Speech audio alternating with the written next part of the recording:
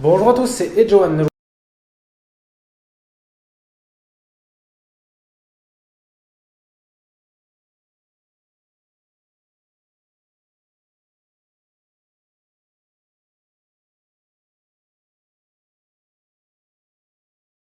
C'est la Suède qui ont dominé comme dans le jeu, voilà, c'est comme la Suède qui avait le ballon. Mais c'est l'Ukraine qui va quand même ouvrir le score. Donc là, c'était un peu la surprise parce que justement la Suède dominait et on voit l'Ukraine qui marque un but. Bon, après, la Suède dominait, mais pas non plus une domination complète, c'est-à-dire que l'Ukraine avait comme le ballon. Mais c'était quand même la Suède qui avait le plus le ballon la majorité du temps. Donc l'Ukraine va ouvrir le score et ensuite la Suède va égaliser comme en toute fin de première mi-temps. Grâce à un beau but de loin, bon, le tir est dévié par le défenseur, mais il fallait quand même la mettre. Donc voilà, c'est quand même un but par Forberg qui égalise. C'est vrai qu'en plus, c'est le joueur suédois qui marque le plus de buts. Donc là, la Suède, je me suis dit, bon, à mon avis, ils vont se qualifier parce que quand on revient, ils étaient dominés quand même. Et c'est que sur le papier, ils étaient plus forts. Je veux dire, les joueurs dans l'ensemble sont des joueurs qui jouent comme dans des équipes un peu plus fortes que l'Ukraine. Mais sinon, sur ce match, c'était quand même assez serré en fait quand on voit les deux. Ça se voyait que c'était quand même un match qui allait jouer à rien du tout. Et c'est un peu ce qui s'est passé. Voilà, c'est un match qui s'est joué à pas grand chose. La deuxième mi-temps, elle était assez intéressante au début. Il y avait vraiment beaucoup de rythme, hein. Voilà, la Suède a eu deux poteaux. Forberg a tapé deux poteaux. Donc normalement, c'est vrai que la Suède aurait dû gagner parce que deux poteaux là, ça aurait fait but, ça aurait fait 3-1. Je pense que c'était plié. L'Ukraine a aussi eu beaucoup d'occasions. C'est vrai qu'à un moment, pendant une dizaine de minutes, il y a eu vraiment des attaques des deux côtés. Voilà, dès que ça a attaqué du côté de la Suède, ça a attaqué du côté de l'Ukraine. Mais après ce temps fort, il n'y avait plus rien du tout. C'est-à-dire que les deux équipes étaient. Voilà, ont presque limite arrêté de jouer. Il y a presque au moins 25 minutes, il n'y a pas eu grand-chose. C'était juste. En fait, c'est-à-dire que vous prenez de la 60e minute, 65e, allez, jusqu'aux prolongations, il n'y a quasi rien eu. Voilà, jusqu'aux 90e minute, c'est vrai que le rythme a baissé. Il y a quasi plus d'occasions. Les deux équipes sont limite arrêtées de jouer. À mon avis, c'est que je pense que dans leur temps fort, les deux équipes ont dû se donner vraiment à fond et physiquement, je pense qu'ils tenaient plus. Donc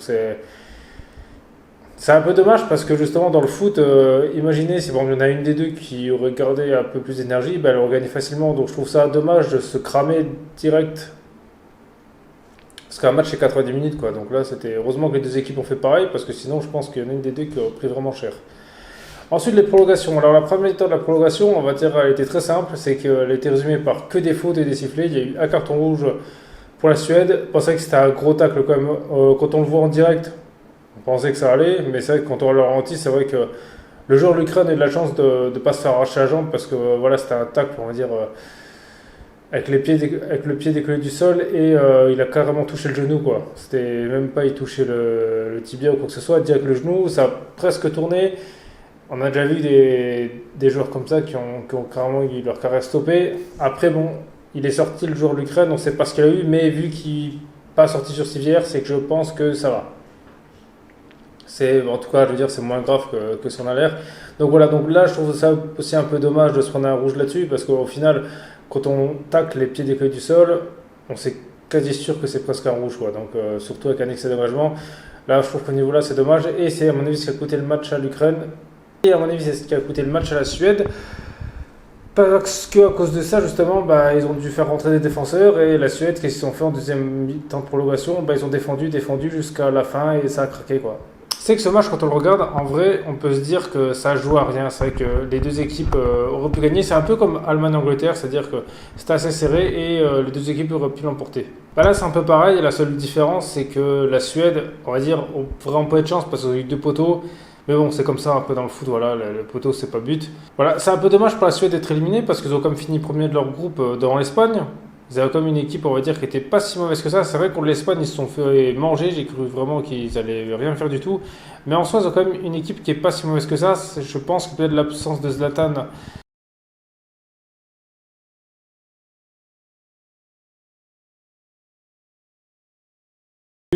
Tout le monde dit c'est prometteur, prometteur, mais bon, il n'a pas fait grand-chose du tout, hein. Donc, à la place de Zlatan, je pense que ça aurait été différent. Mais bon, après, c'est comme ça, hein. Je veux dire, Zlatan, il s'est blessé au mauvais moment.